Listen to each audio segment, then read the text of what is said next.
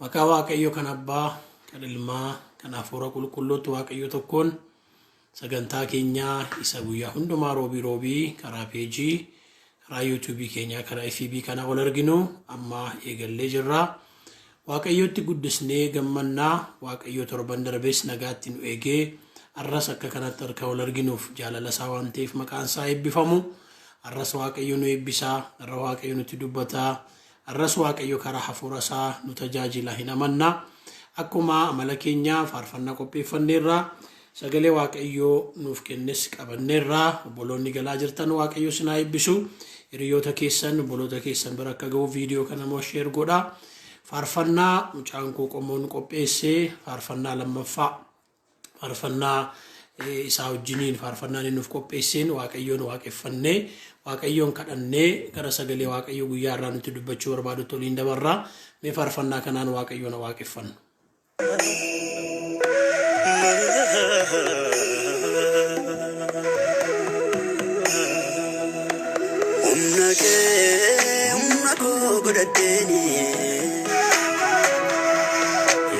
Gara kooti qalbii koo si ergiseeni sinfaarsanaan jette lubbuun koo deebuu garaa qabdi yoo si dhabdee turte hin jiraattu si yaaddee gaggabdi sinfaarsanaan jette lubbuun koo deebuu garaa qabdi yoo si dhabdee turte hin jiraattu si yaaddee gaggabdi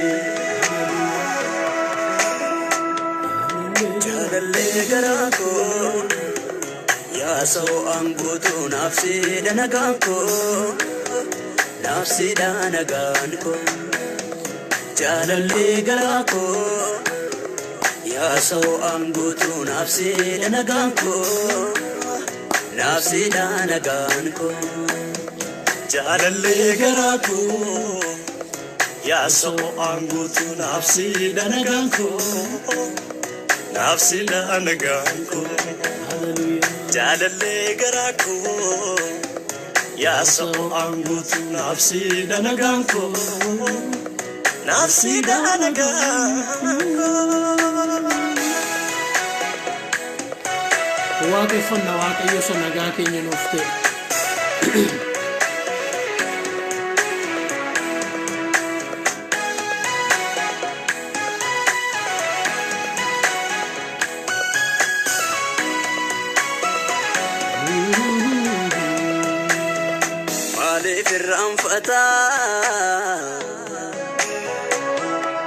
Garansi abdatee du'oolee beeku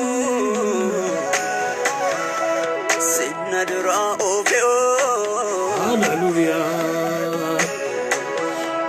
duumessa dura koo buufatee na eegu Eeyyee gooftaa koo qabeenya kooti atee yaabbannoo jireenyaa nama jalaan cabne isanitti hirkadhee hirkoo amansiisaan akka keen argamne Ameen. jaalallee garaa koo yaa sa'oo'aan guutuu naaf siidha nagaan koo naaf siidha nagaan koo jaalallee garaa koo yaa sa'oo'aan guutuu naaf siidha nagaan koo naaf siidha nagaan koo jaalallee garaa koo yaa sa'oo'aan guutuu naaf siidha nagaan koo naaf siidha nagaan koo jaalallee garaa koo yaa sa'oo'aan guutuu naaf siidha nagaan koo naaf siidha nagaan koo.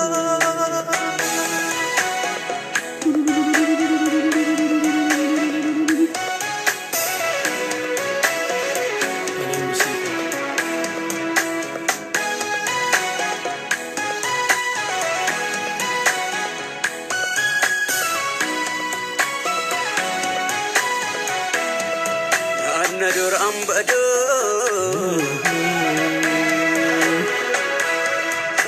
gaafa dadhabbii koo innati na baatte hadoon irraanfadhu gatii namni hin baafne isatti na baafte naanna duraan badoo gaafa dadhabbii koo innati na baatte hadoon irraanfadhu gatii namni hin baafne isatti na baafte oda koora raate fannoo gubbarraatti keena duraan badu baramaan baraatti arfama lubbuu keenaaf gidirfamuu kee natti yaadatama naaf garafamuu kee oda koora raate fannoo gubbarraatti keena duraan badu baramaan baraatti arfama lubbuu keenaaf gidirfamuu kee natti yaadatama naaf garafamuu kee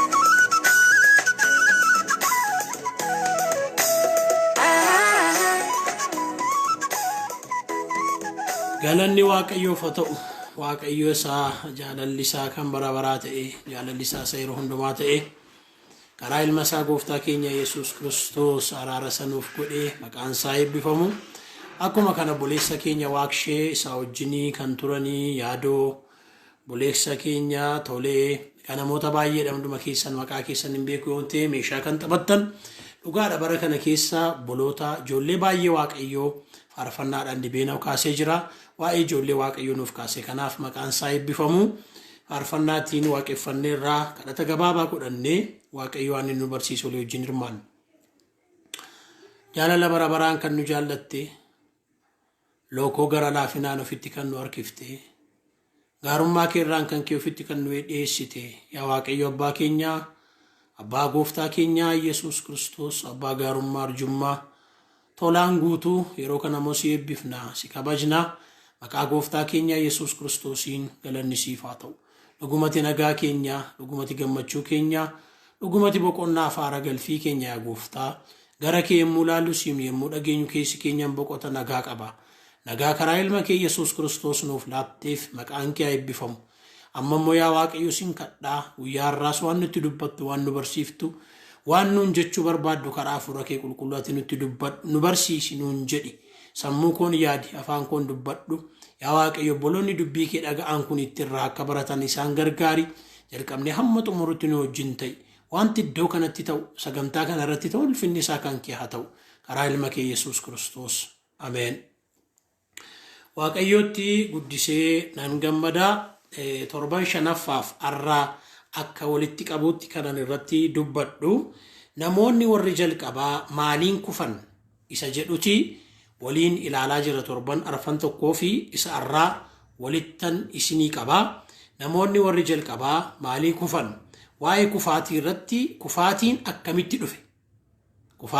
akkamitti dhufe macaafi qulqulluu keenya gaa barumsa keenyaaf caafame waanta ta'eefi akkaataatti kufaatiin dhufee walii wajjin ilaalaa jira waan waaqayyoo na hubachiise irratti wangeelli keenya kanaaf barreeffame waanta ta'eef kutaa nuyi irratti waliin ilaalaa jirru har'as nan dubbisaa har'asa xumuraadhaan manaa danda'ametti seera uumamaa boqonnaa 3 kutaa kufaatiiti kun boqonnaa 3 namoonni abboommii cabsanii kufuusaa namoonni abboommii cabsanii kufuusaa nan dubbisame bineensa bakkee waaqayyo gooftaan uume hundumaa keessaa boofni caala haxxee ture innas dubartittiidhaan dhuguma waaqayyo ija mukeetii iddoo dhaabaa kana jiran hundumaarraa hin nyaatinaa isiniin jedhen.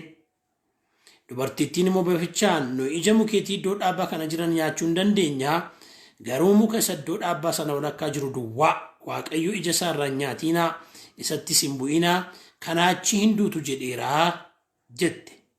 Bofichi immoo deebisee dubartittiidhaan hin duutanii isin ija mukicharraa yoo nyaattan iji keessan akka banamu hamaaf gaarii beekuudhaanis akka isaa akka taatan waaqayyo hin beekaa jedheen. Dubartittiin ija mukichaa nyaataaf gaarii ta'uusaa ija namaatti kan tolu ogeessa nama gochuudhaafis gumjaalsaa ta'uusaa ishee irratti ija isaanii irrattis kuttee nyaatte abbaa manaa ishee fi isa wajjin tureefis illaatti inni sin nyaate yommus lamaanuun isaanii iji isaanii banamee qullaan ta'uun isaanii beekanii kanarratti isaan baala walitti ulqisanii marxoos hojjetatanii jedha. Asirratti keessa deebi'ee akkaataa kufaatiin jalqabatti dhufe waa isin yaadachiiseen xumuruu barbaada. Yeroo tokko tokko waaqayyo seerri keessa deebi'ee wanti jedhu jira. Keessa deebi'ee waaqayyo wanta ni hubachiisen isinitti dubbadhee xumuruu barbaada. Kufaatiin wanta guddaa tokkorraa wanta ka'u miti. Ilaashee kana sirriitti na hubadhaa. Waan guddaa tokkorraa waan ka'u miti.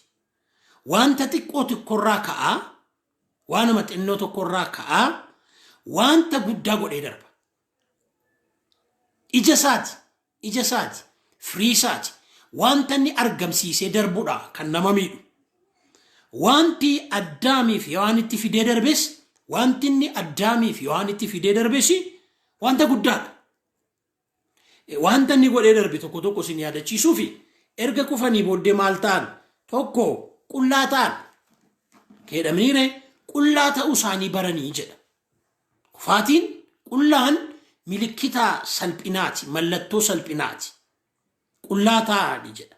Lammaffaa waaqayyo duraa baqatan kutaa kana yommuu dubbistan. Kana booddee namichiif haati manaa yeroo qilleensi qabbanaa qilleensa'utti waaqayyo gooftaan iddoo dhaabbaa sana keessatu adeemu sagalee isa dhaga'an. Isaan waaqayyo gooftaa duraa mukeetii iddoo dhaabbaa sana gidduu dhokatan. Maal godhe kufaatiin akka isaan waaqayyo duraa dhokatan isaan godhe. Waaqayyo duraa akka isaan baqatan isaan godhe. Kufaatiin kana manatti fida. Sadaffaa yeroo kufan maaltu isaanitti dhufe? Walammeessuutti ka'an. Namichis ani sagalee miila kee iddoo dhaabbaa keessatti dhaga'ee qullaa koo waanan tureef nan sodaadhe nan dhokadhe jedhe. Waaqayyos qullaa kee akka turte eenyu sitti himee? Silaa mukicha isaa ani nyaatiin jedhee si abboome sanarraa nyaattee jedhe. Namichis dubartittii ishee tanaa wajjin akka jiraattuuf anaan laateetu isheetu mukicha anaaf kennee anis nan nyaadhe jedhe. Yommus waaqayyo gooftaan dubartittiidhaan wanta ati goote kun maalii jennaan dubartittiin immoo bofichan na sossomnaan kana godheette. Argitulaa walitti qabachuutti ka'an. Kufaatiin walitti nama deebisa. Dubartittii jedhe gaafa jalqaba arge dubartittiin jenne isheen kuni lafee koorraa argamte dhagna koorraa argamte nami haa jedhamtu jedhe gammachuudhaan simate. Yeroo kufaatiin dhufe garuu maaltu ta'e walammeessuutu dhufe waladheessuutti ka'e walitti qabachuutu baay'ate. Kun bu'aa kufaatiiti. Arfaffaa waanan arge waanan dubbise kana kiyaa du'a ofitti fidan du'a fidan. Waaqayyo maal jedhe gaafa muka kanatti nyaattanii dhuguma duutu jedhe. Egaa ammarraatti du'a hunduma keenya boosisaa jiru teenyee eeggachaa jiru nutti fidee dhufe jechuudha. Du'a fidee dhufe. Shanaffaa in abaaraman yookaan in adabaman. Waaqayyo murtoo dabarseedha. Lakkoofsa 14 kaaftanii yeroo ilaaltan Addaam irratti murtoo dabarse, Hewaan irratti murtoo dabarse, boficha irrattis murtoo dabarse. Bu'aa kufaatiiti kun. Bu'aa kufaatiin fidee darbedha kun. Ja'affaa irratti barabaraan akka isaan hin jiraanne ta'e. Kana booddeedhe waaqayyo. Bu'aa kufaatii kana booddee namni nama gaddisiisa. Akka jedhan dubbisa. Ergasii waaqayyo gooftaan lakkoofsa 32 kunoo namni hamaaf gaarii beekuutiin nu keessa akka isa tokko ta'eera. Hammas harka isaa hiixatee muka jireenyaa fudhatee nyaachuun barabaraanis jiraachuun isaaf hin ta'u. Namni maaliif du'a fudhachuu dadhaba beektu? maaliif du'a fudhachuu dadhabna beektu jalqabuma yemmuu uumamne du'aaf nu uumamne barabaraan akka jiraannuuf uumamne barabaraan akka hin jiraanneef haa ta'u murtoon eessatti dhufe jechuudha asitti dhufe egaa barabaraan akka hin jiraanne ta'e umurii namaa gabaabse jechuudha bara namaa gabaabse jechuudha kufaatiin nama gaddisiisa iddoo kaa'amanii gadi ba'an gadi baasee waaqayyo iddoo bu'aaranii gammadanii bashannananii hojjetanii kunuunsanii jiraatan keessa waaqayyo maal godhe gadi isaan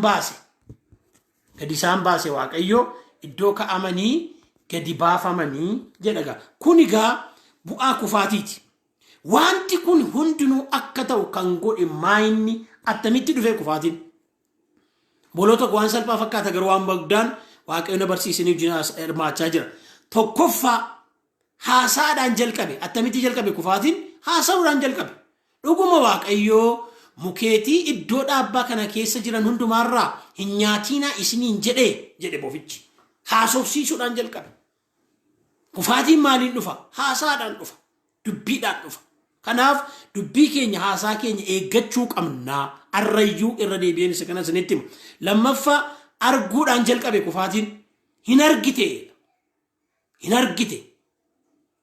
waan arginu irraa of eeggachuu qabna waan bara kana wanti nuun arginu wanta baay'ee jira sadaffaa attamitti jalqabe kufaatiin arkuma isaaniin jalqaban arkuma isheen kuftee addaamiif laattee kuffifte waanuma harka keenyaan goonuuniti jireenya afuuraa keenyaa dhabna waanuma harka keenyaan walii goonuuti jireenya afuuraa keenyaa jireenya walii keenyaas dhabsiifne isa kana peejii koo keessa yuutuubii koo irra gartanii ilaaluu dandeessu kanaan dura waan waaqayyo na barsiise dubbadheera sadaffaa gomjaasisuudhaan jalqabe kufaatiin attamitti jalqabe hin gomjaate wanti kun wantoota nuyi guyyaa guyyaatti gochaa olludha wanta ammaa macaafa qulqulluuraa waaqayyo na hubachiise isinii wajjin hirmaachaa jiru kuni waama nun guyyaa guyyaatti hirmaachaa olludha haasaa dhiisuu hin dandeenyu ija keenya waan baay'ee ilaalaa oolla kana ija keenya jaamsannee duruunfannee deemuu hin dandeenyu harka keenyaan waan baay'ee qaqqabaa oolla wanta nama gomjaasisan wanta nama kajeelsisan wanta nama feesisan waan baay'eetu ija keenya dura ol maraa oola kanaaf jireenya keenya guyyaa wajjin waan ol qabatee jirudha firoota koo garuu waaqayyo kan nu hubachiisanii nu hubachiisuu fi hubachiisuu kan hin barbaadu waan haasoof nurraa of eeggachuun gaariidha waan dubbannu irraa of eeggachuun gaariidha waan dhageenyu irraa of eeggachuun gaariidha waan ilaallu irraa of eeggachuun gaariidha maalan ilaala maala ilaaltati maal ilaalla nu fudhatee sokkuu danda'a ituu hin beekin ituu itti hin yaadin salphaa fakkaatee cubbuu suutuma nama lixaa deemama suutuma nama lixaa bal'ifachaa yaada waaqayyoo keessaa nama baasa wanta ta'eef wanta harka keenyaan hojjennu irraas of eeguu qabna harka keenya waan ofii keenyaafis goonu namaaf iyyuu waan goonu yeroo tokko harkuma keenyaaniti walii keenya galaafan homaan jedhu jenneetu waa walii ilaalla homaan jedhu tokko yoo fudhatte homaan jedhu lama yoo fudhatte homaan jedhu maal si godha kun machaa'inedha malee dhugin jedha akkuma kanatti fagaanna kanaaf waan harka keenyaan ofii keenyaaf goonus walii keenyaaf goonurraa of eeggachuun gaariidha kufaatiin akkasitti jalqabe wanta ta'eef firoota koo gaa wantan arra gabaabsee itti dabalee xumuruu barbaadu seexanni attamitti iddoo gadhiisise addaamii fi hawaaniin attamitti iddoo gadhiisise wanta nuyi barbaannu ija keenya dura qabee nu gonjaasisuudhaan iddoo nu gadhiisa kanitti iddoo gadhiisise waa ija isaanii dura qabe kutaa kana isiniif dubbisu lakkas jedha lakkoofsa 6 sila yeroon dubbisuus baay'ee na dhibe dubartittiin iji mukichaa nyaataaf gaarii ta'uusaa ija namaatti kan tolu ta'uusaan argite ija isheetti tole ija isheetti bareede ija isheetti miidhage ija namaatti kan tolu nyaataaf gaarii ta'uusaa hin argite jedhe. Attamitti iddoo nu gadhiisisa seexanni inni hamaan sun waaqayyichi bara si'anaa sun tokkuma maalidha yoo jenne waan ija keenya hawwatu nu dura qabe. Nu gonjaasise, nu kajeelchise, fedha keenya, hawwii keenya, barbaacha keenya, kajeellaa keenya isa argachuuf nu dabalsiiseetu kufaatitti nu geessa. Wanta nuyi barbaannu nu dura qabee nu gonjaasisee gojommii keenya ba'uuf egaa karaan taanerra nu adeemsisa.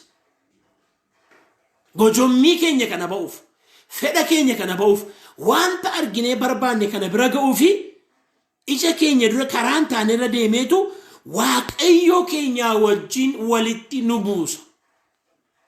An kana dhiyyeessitti ofii kootti isinitti firoota koo jireenya afuuraa keessanii eeggadhaa. Walitti dhufeenya waaqayyo keessanii wajjin qabdan eeggadhaa. Isarra kan caalu hin jiru biyya lafaa kana keessa. Hariiroo waaqayyo wajjin qabdurra kan siif caalu hin jiru haadha'u. Seexanni garuu isa kana nu dura qabee karaarraa nu kaachisuu barbaada. Wanta garaan keenya fedhu nu dura qabee akkuma gooftaatti agarsiise torbee isinitti agarsiiseera. Akkuma gooftaa dura qabe hin dandeenye malee Luqaas boqonnaa 4 keessaa gooftaa dura waa qabee ture. Maal faa qabee ture? Waan biyya lafaa kana. Waan biyya lafaa kana. Waan addunyaa kana. Hundumaa dura qabeetu kuftee Yoonaa sagaddee isa kana hundumaa siin godhaa jedhe. Siin kennaa jedhe. Harka kee keessan gashaa jedhe. Hanqee ta'a jedhe. Waan biyya lafaa kanatti nu dura qaba. Beektu kaakan gadi siqee moo maal jedhe? Dhagaa kana buddeena yoo goote buddeen nu dura qabe. Buddeen karaa jallinaa dhufu nyaatiin. Karaa ammeenyaa dhufu nyaatiin. Karaa cubbuu dhufu nyaatiin. Karaan taane dhufu nyaatiin. Hin nyaadhu namni Daani'el maal hin nyaadhu. Cooma muree booka dhuguurra raafuu nyaadhee bishaan dhugee warra cooma muranii warra booka dhuganii gadi hin ta'u. Hin ta'u hin godhu kadha. Buddeen nu dura qabe. Minaan nu dura qabe. Qabeenya nu dura qabe nu gomjaasise. Biiffee nu dura qabe nu gomjaasise. Qabeenya nu dura qabe nu gomjaasise. Maallaqa nu dura qabe. Warii jaallachuun jedhamani macaafi keenya hundee hammeenyi hundi nu irraa latudha. አማርፍ ይሳከይ ገንዘብ መውደድ የክፋት ሁሉ ምንጭ ነው። ቀርሺ ነመድሮ ቀብ ነመጎምጃ ሲሰጋ ብሪ ነመርባጭስ እየ ሲበርባጭስ እየ ኑ በርባጭስ እየ ወሬን ከራራ ማለዱ ፉገሩ ኑ ሚ ኑ በሌስ ወሬ ከራራ ማለዱ ፉ አርገቹ ዳፊሲ ከራንታን ይረደሙን ጋሪ ሚት ፍሮተኩ ዮሞ ዋቀና ማይቢሰት ይጅራቱ ዮሞ ዋቀዩት ማይቢሰ ይጅራቱ ወሪኑ ድረቀቤ ኡልፊነ ኑ ድረቀቤ ዋና ዱኛ ከና ኑ ድረቀቤቱ ኢጀኬኝ ድረቀቤ ኑ ጎምጃሲሴቱ ከራራ ኑ ካቺሱ በርባር ማልጨደ ኩኖ መጻፈ ቁልቁሉ ራሲኒ ዱቢሰም ሰሮ በቆና ሰዲራ ዱበርቲቲን ኢጂ ሙክቻ ኛታፍ ጋሪ ተውሳ ኢጀነማቲ ካንቶሉ ኢቲቶ ለጨሽ ዋንቲ በሬዱ እንድምትኑ ወርቄ ሚቲ ዋንቲ ጨለቅሱ እንድምትኑ ወርቄ ሚቲ ዋንተኑ ይላል እንድምቱ ዋንተኑ ፈየዱ ሚቲ ዋንተኑ ገርጋሩ ሚቲ ዋንቲ አዱኛ ከነራ ኢጀኬኝ ድራ ወልመርኩን ሁንዱምትኑ ዋንታ ኑፈየዱ ሚቲ ፍሮተኮ አረከነን ገባብሴ ኢስኒቲ ዱበዴ ፊኮቲ ዱበዴ አከኑ ነው ፈገኑፍ ጥሙሩ በርባዳ ኩፋቲን አተሚቲ ዱፌ አተሚቲ ዱፋ ከነሸነና ቀበዳ ደራ አተሚቲ ዲልቀቤ አተሚቲ ዱፈረስ ኮፋ ረዴቤን ዱበድ ሃሳዳን ዱፋ ኦዱዳን ዱፋ በሪሳሞ በር ኦዱቲ በሪሳሞ በር ሃሳት አፋኒን ዮዲሲ ነምኒ አርካኒ ሲናሳ ዋን በራከናን ሂናሳ ሃሳዳን ኦዱዳን ዱፋ ኩፋቲን ለመፋ አርጊቴ ጀደምቲ ሂናርጊቴ ጀደ ጎምጃዚሳ ተውሳ አርጉዳን ዱፋ ሰደፋ ቀቀባዳን ዱፋ ቱጡቃዳን ዱፋ አርከኬኛን ዱፋ ዋን አርከኬኛን ጎኑራው ፈገቹን ጋሪ ነምነርኩ መሳከናን ነመጄሳ ኢገነማ ደንገላሳ ልቡነማ በሌሳ ነመረቲ በሬሳ ተመታ አፉራታ ሀርኩ መሳከና ዋባዬ ጎዳነ waan harka keenyaan goonuuniti waliif goonuunis dhufa. Sadaffaa gomja'uudhaan, fedha hamaadhaan, hawwa hamaadhaan, kajeella hamaadhaan. Inni kun immoo kan biyya lafaati. Fedhi hamaa, hawwa hamaa, kajeella hamaa Waaqayyo kana nu keessaa haa balleessu. Wanta ittiin jiraannuuf waan keessa jiraannu argannaan nu gaa'ee deemu Phaawulos. Qullaa keenya dhufne, qullaa keenya deemne. Kanaaf waan ittiin jiraannu keessa jiraannu argannaan nu ga'a. Gomja'uun garmalee gaarii miti. Karaarraa nu kaachisuu danda'a. Isa dhumaa wanta nu gomjaasisu kana immoo nu dura qaba. Nu dura mirmirsa. Nu dura fuudhee adeemu. Iji keenya akka sarara ta'u, yaadi keenya akka sarara ta'u, qalbiin keenya akka sarara ta'u, isa argachuuf immoo karaa jiruuf karaa hin jirre hundumaa akka nuun tattaafannu nu godha. Kanaan karaarraa nu kaachisa. Firoota koo, obboloota koo, wanta kam caalaa bara kana keessa Waaqayyo wajjin walii galanii jiraachuurra wanti caalu hin jiru. Dhaamsa dhumaan sii dhaama barumsa koo isa miilanaa kana keessatti. Wanta kam caalaa keessumaa bara kana keessa kan akka Waaqayyo wajjin walii galanii jiraachuu hin jiru. Jireenya hafuuraa ofii eeggatanii jiraachuu hin jiru. Adaraa haadhoo ko, goleessa ko, boleettii ko, jireenya hafuuraa kee eeggadhu. Waan dundum darbaa akkeedha Iyyoobii macaafa isaa keessaa macaafa Iyyoob boqonnaa 22 lakkoofsa 31 kaaseen dubbisa. Waaqayyotti araarami, nagaatti jiraadhu. Kunis wanta gaarii siif hin godha. Ilaarran deebi'a. Waaqayyotti araarami, nagaatti jiraadhu. Kunis wanta gaarii siif hin godha. Seera afaan isaa keessaa ba'u fudhadhu. Dubbii isaa garaa isaa baraa kee keessa kaa'adhu. Atis gara isa hundumaa danda'utti yoo galagalte deebiteen ijaaramta. Ati jallinaa godoo kee irraa hin fageessita. Warqee biyyoo keessaa warqee Ofeer kutaawwan bishaan keessaa gidduu yoo keesse inni hundumaa danda'u moo warqee keef meetii kee gati jabeessa yoo siif ta'e. Yommus ati isa hundumaa danda'utti hin gammadda. Yelloo malees mataa kee gara Waaqayyootti ol hin qabatta. Isaan kadhatta, inni siif hin dhaga'a. Ati immoo wareega kee hin baafta. Wanta ati murtoo gootee dhaabde siif hin ta'a. Ifni karaa keetti in ifa. Isa of gurguddisee baannatu Waaqayyo gad hin deebisa. Isa gad deebi'aa moo in oolcha. Inni nama balleessaa qabu iyyuu in oolcha.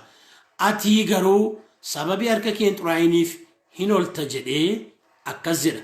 Waaqayyootti araarami, nagaatti jiraadhu. Kanaanis wanti gaariin sii dhufaa.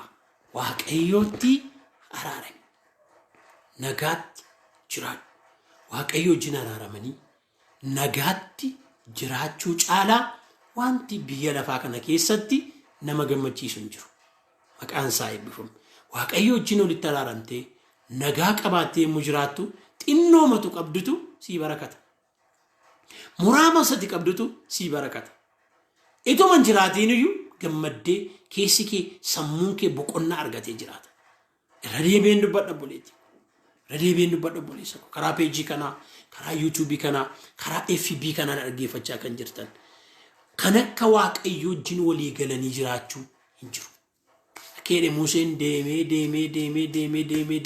dhumarratti akkeedhe. Kan akka Waaqayyo hin jiru. እንደ እግዚአብሔር ያለ ማንም የለም። ከነካ ዋቀዮ እንጅሩ ዋቀዮ አባ ዋቀዮ ልማ ዋቀዮ ፉረ ቁልቁል ገለኒ ሲፋተው ቡሌቲ ከናፍ ቡሌሰ ከናፍ ኦፊኮፍ ያ ዋቀዮ ነሞተ ከራ ከና ዱቢ ከደገፈቻ ጅረን ሁንዱማፍ ሲንከደድ ፔጂ ከናን ገለኒ ዩቲዩብ ከናን ገለኒ ኤፍቢ ከናን ገለኒ ደገፈቻ ከን ጅረኒፍ filannoon keenya inni jalqabaaf inni dhumaa siin nuuf haa ta'u. Anaaf haa ta'u. Boleessaaf obboleettii kanaaf haa ta'u. Ati filannoo keenya isa jalqabaaf isa dhumaa nuu ta'i. Yaa Waaqayyo si kadhanna.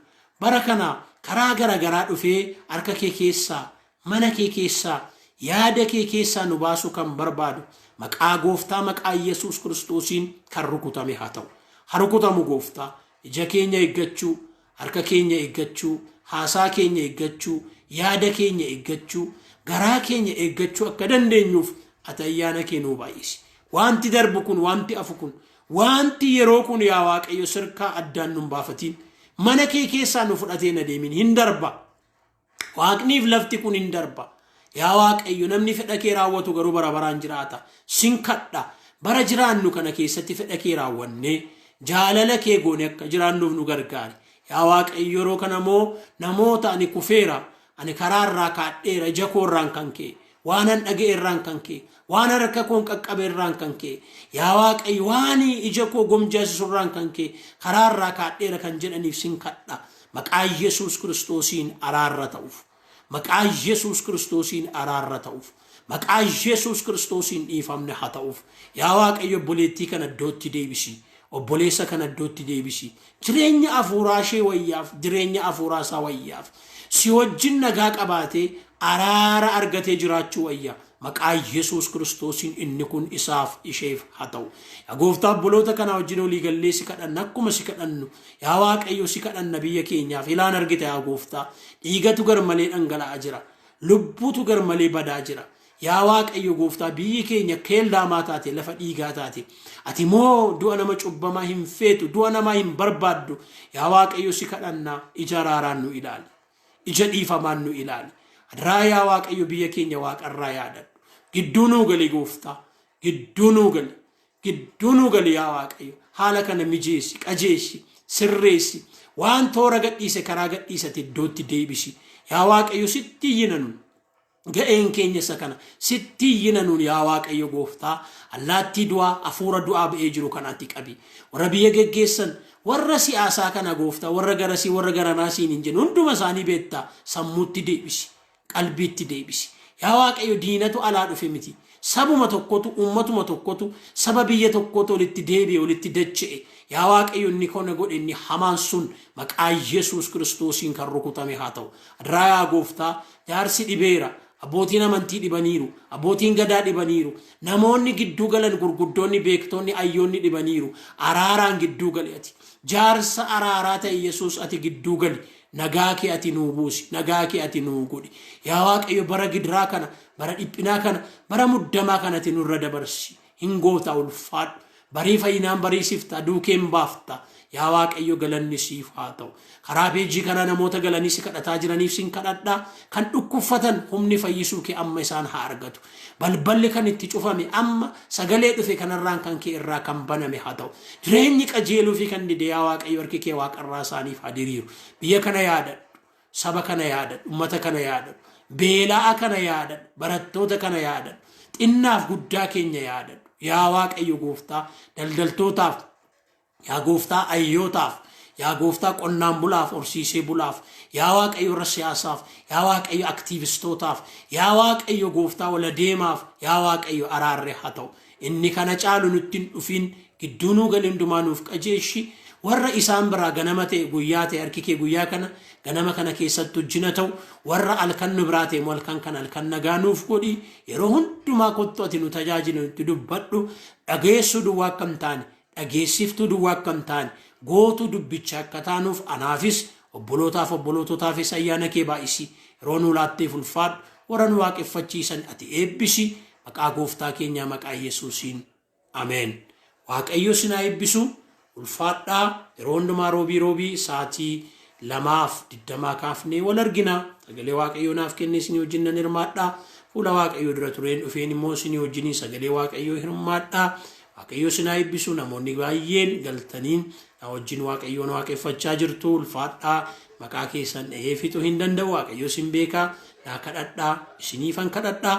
Egaa macaafni qulqulluun akkas jedha lubni akkas jedhee haa eebbisu waan jedhuuf eebba lubaan isin eebbisa. Garaa keessan harka keessanii wajjin gara Waaqayyootti ol kaasaa eebba isaa fudhadhaa. Waaqayyo si haa eebbisu si haa eegu. Waaqayyo fuula isaa si haa ibsu sitti haa araaramu. Waaqayyo fuula isaa gara keetti deebisu nama nana nagaasaas hamma bara baraatti siif laatu. Maqaa Waaqayyo kan abbaatti kan ilma isaa kan hafuura qulqulluu Waaqayyo tokkoon ameen ameen ameen. Sinin jaalladhaa naa jiraadhaa. Torban gaarii isiniif haa ta'u. Torbee wal arginaa. Shalom.